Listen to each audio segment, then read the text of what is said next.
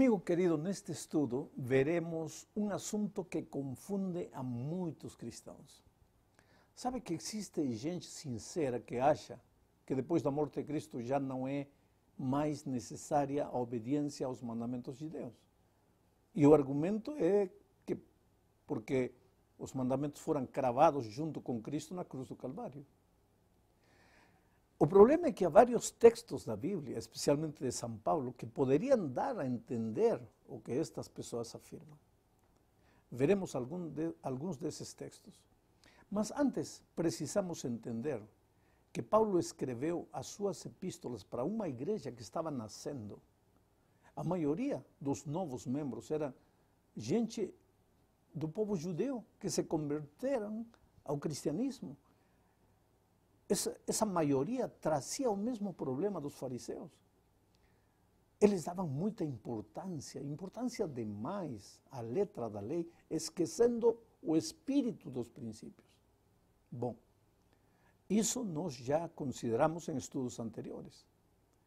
Em meio dessa confusão dos judeus, Jesus entrou no cenário dos acontecimentos para devolver-lhe vida aos princípios da lei divina, que pareciam mortos sob a roupagem de uma letra sem vida. Mas Jesus não veio a abolir a lei, nem com a sua vida, nem com as suas palavras, nem com as suas ações, e muito menos com a sua morte. Ele veio dar-lhe sentido a uma letra morta. E isso é também o que Paulo tenta fazer com as suas epístolas, porque o problema do farisaísmo continuava vivo nos dias do apóstolo. Vejamos o primeiro texto, Romanos capítulo 7, verso 1. 1 ao 6. Não lerei todo o texto de uma vez, vou analisá-lo parte por parte. O verso 1 diz: meus irmãos, falo a vocês como a pessoas que conhecem a lei. Acaso vocês não sabem que a lei tem autoridade sobre alguém apenas enquanto vive? Você percebe como começa o raciocínio de Paulo? Meus irmãos, falo a vocês como a pessoas que conhecem a lei, diz ele. Está falando dos judeus que se tinham tornado cristãos. Eles conheciam a lei perfeitamente, só que apenas na forma, na letra, a cumpriam, a seguiam, mas apenas exteriormente, na letra. Não cometiam adultério, mas o coração e a mente eram um ninho de pensamentos impuros, mas eles não se preocupavam com isso. Esse era, por exemplo, o problema do jovem rico. Guardava tudo, seguia tudo, cumpria tudo, mas no seu coração não estava Jesus, e sim as riquezas. Bom, mais adiante, nos versos 2 e 3, Paulo ilustra o que deseja dizer. E ele faz isso usando a ilustração da lei do matrimônio. Diz que enquanto um homem permanece vivo, tem um compromisso com sua mulher. Paulo usa o verbo pertencer. Bom, a mulher pertence a seu esposo enquanto ambos estão vivos. Mas quando o cônjuge morre, a pessoa está livre da lei do matrimônio e pode se casar com outra pessoa. E Paulo conclui no verso 4 dizendo o seguinte: assim, meus irmãos, vocês também morreram para a lei por meio do corpo de Cristo, para pertencerem a outro, aquele que ressuscitou dos mortos, a fim de que venhamos a dar fruto para Deus. Este é um verso que muitos cristãos entendem mal. Aqui está claro, dizem eles, com a morte de Cristo já não pertencemos à lei, mas agora pertencemos a Cristo. Eles acham que deste jeito já não é mais preciso guardar os mandamentos, porque com a morte de Cristo estão livres da lei. Porém, vamos ler o que dizem os versos 5 e 6, os seguintes versos. Pois quando éramos controlados pela carne, as paixões pecaminosas despertadas pela lei atuavam em nosso corpo, de forma que dávamos fruto para a morte. Mas agora, morrendo para aquilo que antes nos prendia, fomos libertados da lei, para que sirvamos conforme ao novo modo do Espírito e não segundo a velha forma da lei escrita. Paulo fala aqui de dois estilos de vida.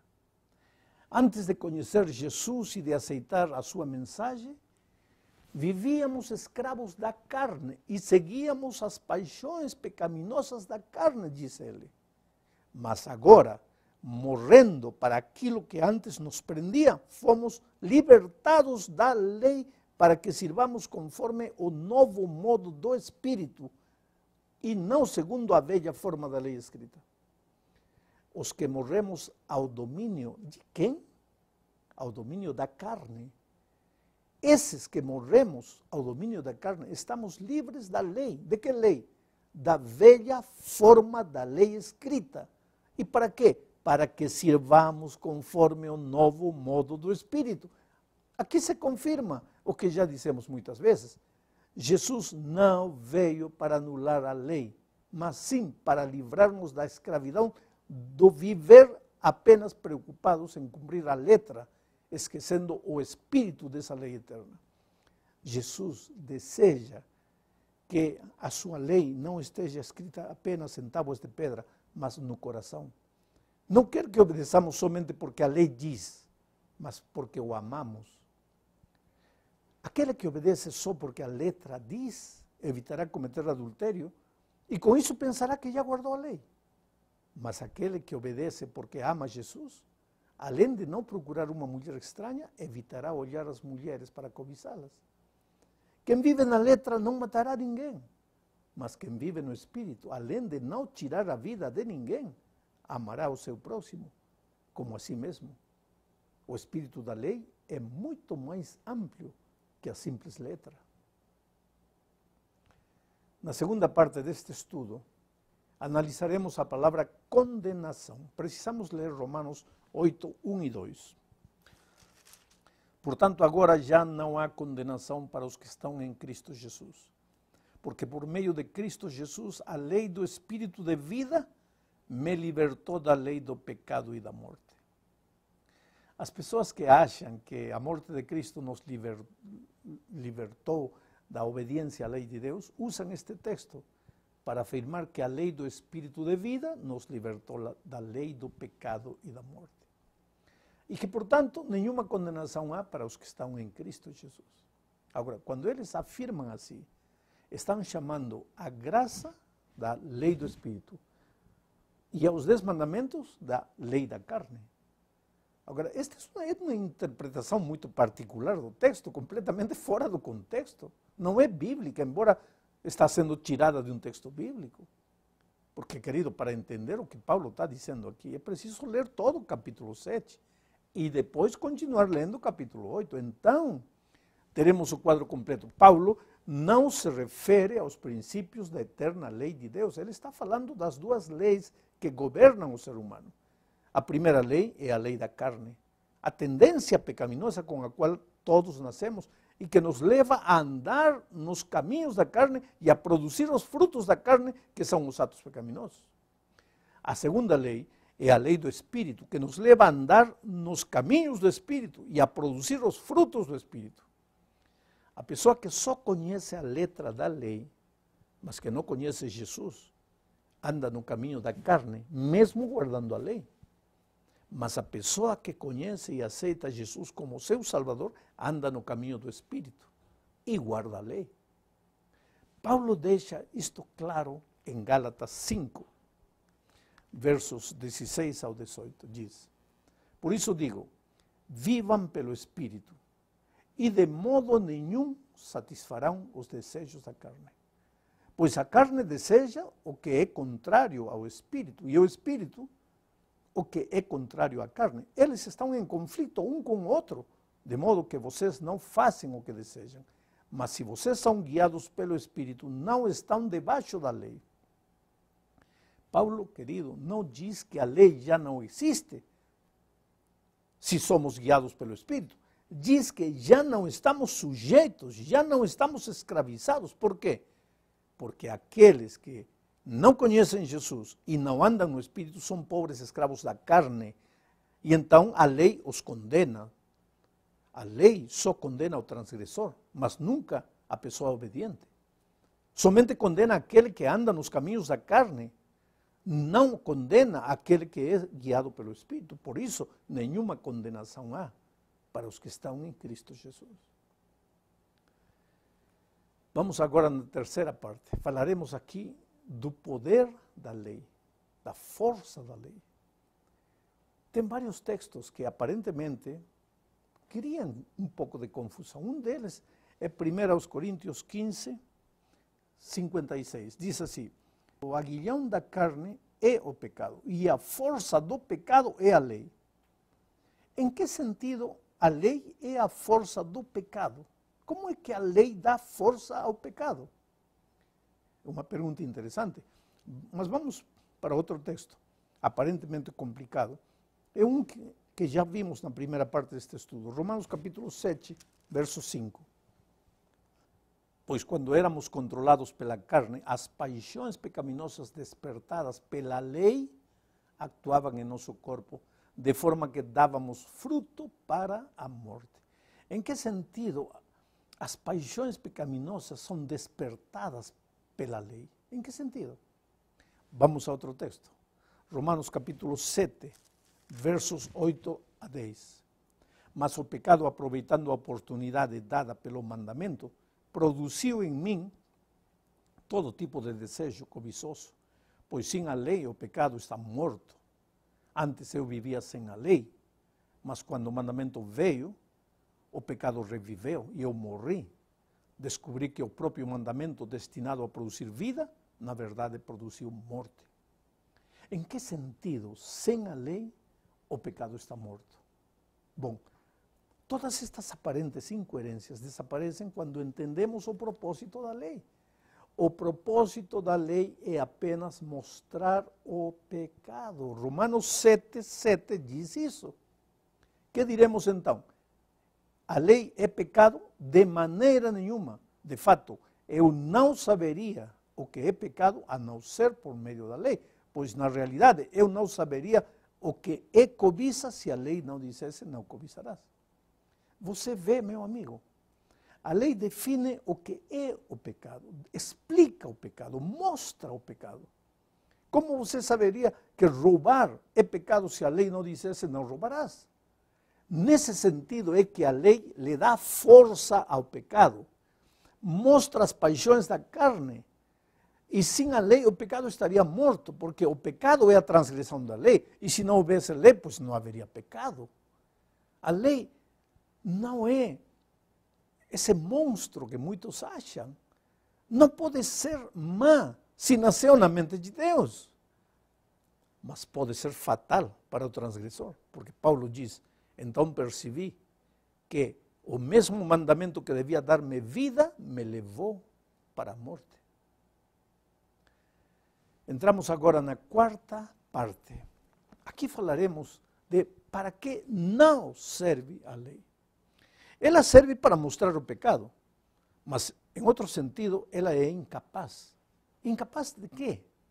Vejamos Atos capítulo 13, versículo 39. Por meio dele, todo aquele que crê é justificado de todas as coisas das quais não podiam ser justificados pela lei de Moisés.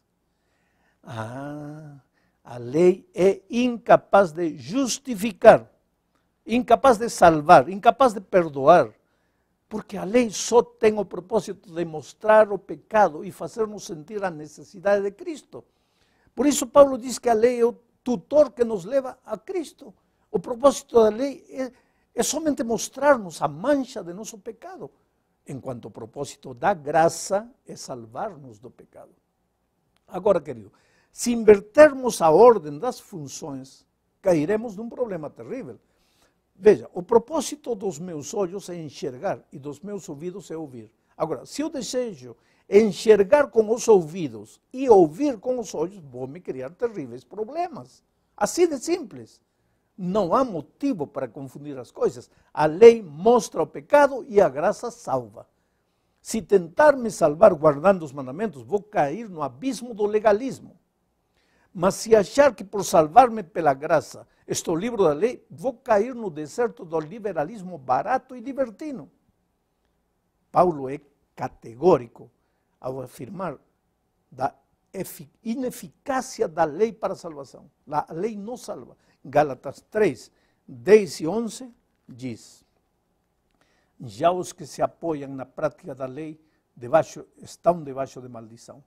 Pois está escrito: maldito todo aquele que não persiste em praticar todas essas coisas escritas no livro da lei. É evidente que diante de Deus ninguém é justificado pela lei, pois o justo viverá pela fé. Esta frase, maldito todo aquele que não persiste em praticar todas as coisas escritas no livro da lei, está registrada em Deuteronômio 27, 26, no Velho Testamento. Em outras palavras, no Velho Testamento também estava perdido aquele que tentasse salvar-se guardando a lei. A salvação no Velho Testamento era unicamente pela graça, como no Novo Testamento. A maldição da lei é para aqueles que estão sob a condenação da lei. E só estão sob a condenação da lei os transgressores. Exemplo: se eu estiver indo numa estrada respeitando os limites de velocidade, eu não estou sob a condenação da lei de trânsito, mas a lei existe. Da mesma forma, aqueles que se escondem nos braços de Jesus e vivem sob a graça redentora não estão sob a condenação da lei, mas a lei existe. É impossível afirmar que somos salvos pela graça se deixarmos de lado a lei de Deus. Porque se a graça maravilhosa de Cristo nos salva, é porque existe pecado. E se existe pecado, é porque há uma lei. Se não houvesse lei, não haveria pecado. E então, de que nos salvaria Jesus? Isto é para pensar. Que Deus te abençoe.